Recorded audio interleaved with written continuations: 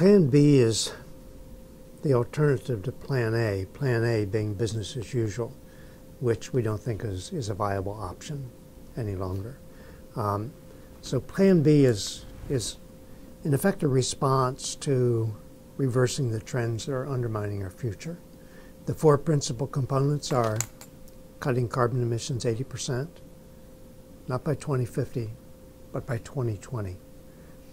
We think it's going to take that kind of a cut if we want to have a chance, for example, at saving the Greenland ice sheet.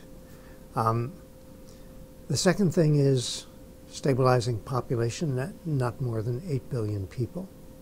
We're about to hit 7 billion. So that means filling the family planning gap quickly. And thirdly, eradicating poverty, providing basic elementary school education for youngsters everywhere. And then the fourth component, after cutting carbon emissions, stabilizing population and eradicating poverty, is restoring the economy's natural support systems: forests, grasslands, fisheries, soils, aquifers, and so forth. Achieving the first one, we see largely a matter of restructuring taxes. Lower income taxes, raise the carbon tax. No change in the amount of tax we pay. And so income taxes go down over time, the carbon tax goes up over, say, the next 10 years.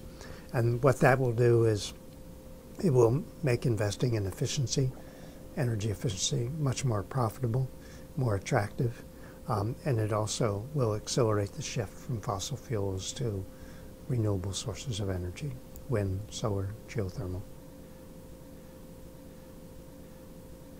Just to remind you that you'd conducted a poll on Saturday, December 6, 1941, and said, do you think we should get involved in the war? 95% of Americans said nothing doing. If you'd waited till Monday, December 8th, and asked that same question, you probably, again, would have gotten a 95% response, but on the other side, yes, we've got to go to war. So things can happen very quickly sometimes. I mean, we hope it won't take a catastrophic event like Pearl Harbor, but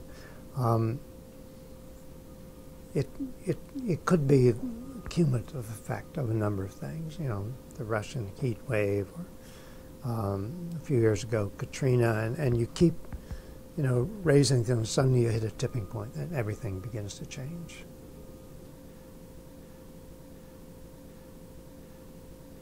We reach these tipping points, whether it's the Berlin Wall coming down, or the breakup of the Soviet Union, or the political revolutions in the Arab world today. I mean, suddenly we reach a point where some things come together and everything begins to change.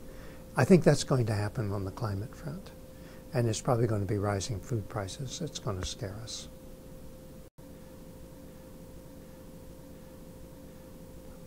In this country, we have the state of Texas now the leader in wind electric generation with about 11,000 megawatts,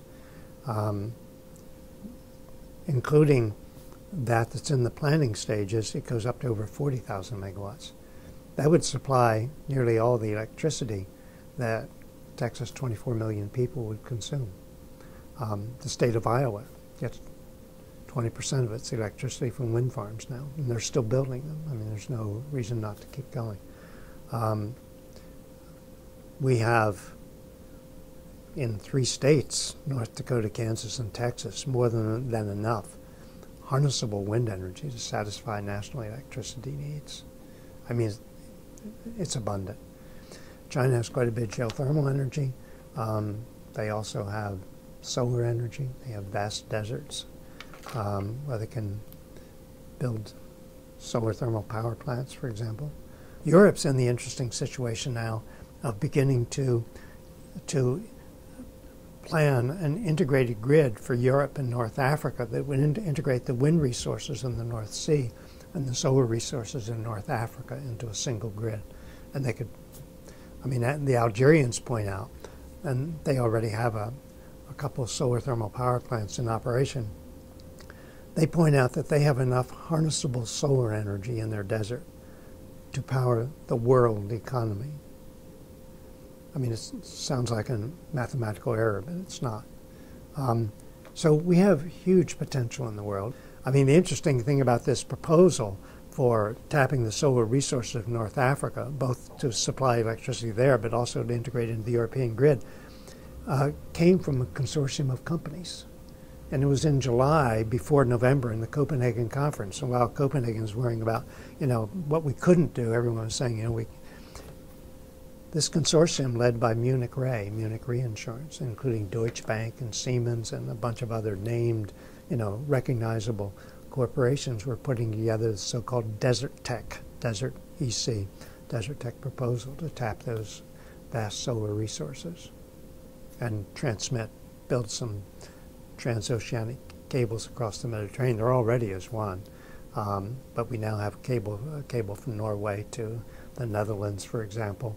Iceland wants to build a cable to the UK to export geothermally generated electricity, of which they have a huge amount, or a huge potential.